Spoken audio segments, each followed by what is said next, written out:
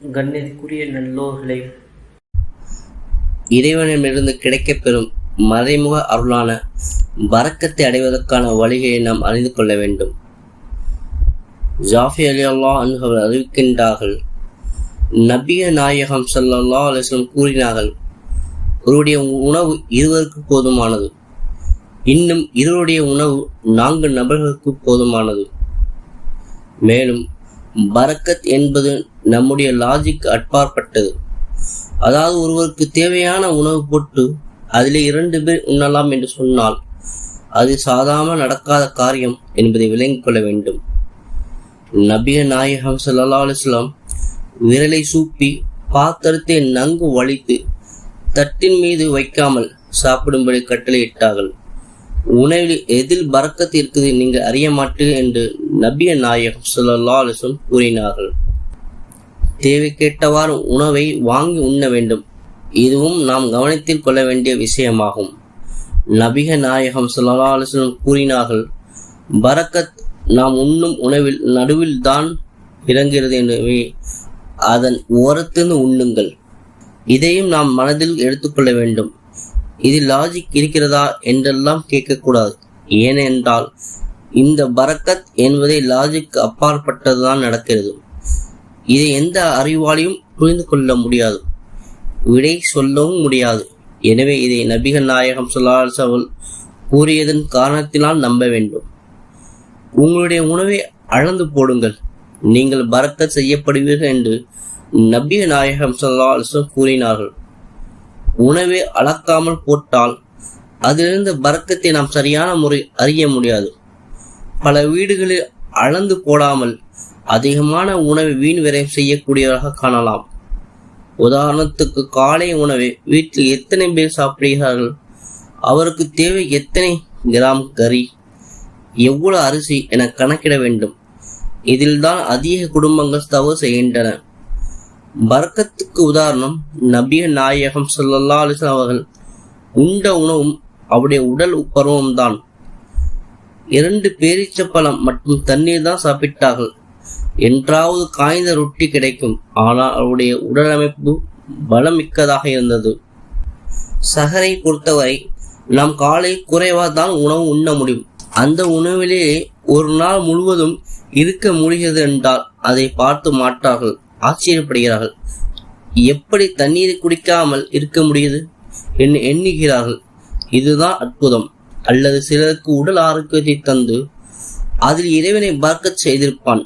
உதாரணத்துக்கு 1 லட்சம் ரூபாய் வருமானத்தை தந்து 1.5 லட்சம் ரூபாய் செலவில் நோயை தந்தால் அதில் பரக்கத் இல்லை.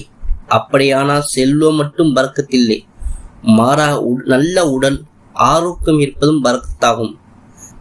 இதை ஒரு முஸ்லிம் நம்பினால் அவன் பேராசை கொள்ள மாட்டான் என்று நபிய நாயகம் ஸல்லல்லாஹு அலைஹி வஸல்லம் அவர்கள் அதிகமான செல்வத்தை தருவாயாக என்று கேட்டதை விட எதை நீ தந்தாயோ அதில் பரக்கத் செய்வாயாக என்றுதான் கேட்டிருக்கின்றார்கள்.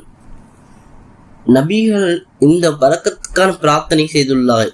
இதை பின்வரும் சம்பவங்கள் மூலம் காணலாம். ஜாஃபிர் பின் அப்துல்லா ரலியல்லாஹு அன்ஹு கூறியதாவது, என் தந்தையா உஹதில் போரில் அவர் மீது கடன் இருந்த நிலையில் ஷஹீதாக கொல்லப்பட்டு விட்டார்கள். கடன் கொடுத்தவர்கள் தம் உரிமைகளை கேட்கும் கடுமை காட்டினார்கள். உடனே நான் நபிகள் நாயகம் ஸல்லல்லாஹு அலைஹி வஸல்லம் சென்றேன், விஷயத்தை கூறினேன். நபிகள் நாயகம் அவர்கள் கடன் கொடுத்தவிடம், என் தோட்டத்தில் பெரிச்ச பழங்களை கடனுக்கு பகரமாக ஏற்றுக்கொண்டு என் தந்தையை மன்னித்து மீதி கடனை தள்ளுபடி செய்துவிடு என்று கேட்டுக்கொண்டார்கள். அவ்வாறு செய்ய அவர்கள் மறுத்துவிட்டனர். ஆகவே அவர்களுக்கு அந்த பெரிச்ச பழங்களை நபிய நாயகம் அவர்கள் கொடுக்கவில்லை. மாறாக நான் உன்னிடம் காலையில் வருவோம் என்று கூறினார்கள். பிறகு காலை என்னிடம் வந்தார்கள். பேரிச்ச மரக்கிடையே சுற்றி வந்து அவற்றின் கனிகளின் வரக்கத்துக்கா அருள் வளத்துக்கா துவா செய்தார்கள். பிறகு நான் அவற்றை பறித்து கடன் கொடுத்தவனின் கடனுக்கெல்லாம் திரும்பி செலுத்தினேன். முழு கடனையும் தீர்ந்த பின்பும் அதன் கனிகள் எனக்கு மீதமாக விட்டன. மேலும் அனஸ் ரலியல்லாஹு அன்ஹு கூறியதாவது, அப்துர் ரஹ்மான் பின் அவுஃப் ரலியல்லாஹு அன்ஹு அவர்கள் ஆடையின் மீது வாசனை திரவியத்தின் மஞ்சள் நிற ஆடையை கண்ட நபி நாயகம் அவர்கள் இது என்ன என்று கேட்டார்கள்.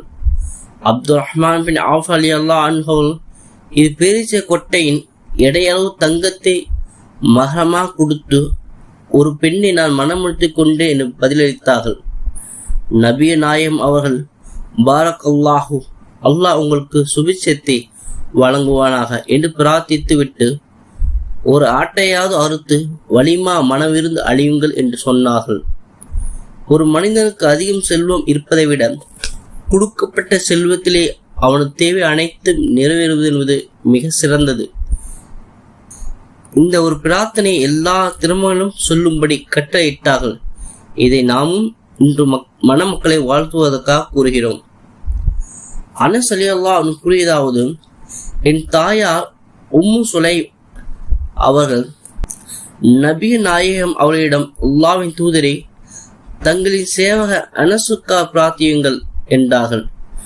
நபிய நாயகம் அவர், அல்லாஹ்வே, அனஸின் செல்வத்தையும் குழந்தைகளையும் அதிகமாக்குவாயா, அவருக்கு நீ வழங்கியவற்றின் பரக்கத் வளம் சேர்ப்பாயா என்று பிரார்த்தித்தார்கள்.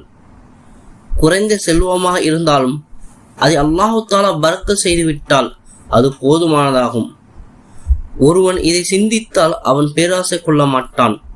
எனவே மேற்கூறப்பட்ட அனைத்து சட்டங்களும் சம்பவங்களும் நாம் பொருளாதாரத்தை பேராசை கொள்ளாமலும் மற்றவர்களை மோசடி செய்யாமலும் இருக்க வேண்டும் என்பதற்காகவே அல்லாஹு தாலா பரக்கத்தை தந்திருக்க என்பதை விளக்கின்றன.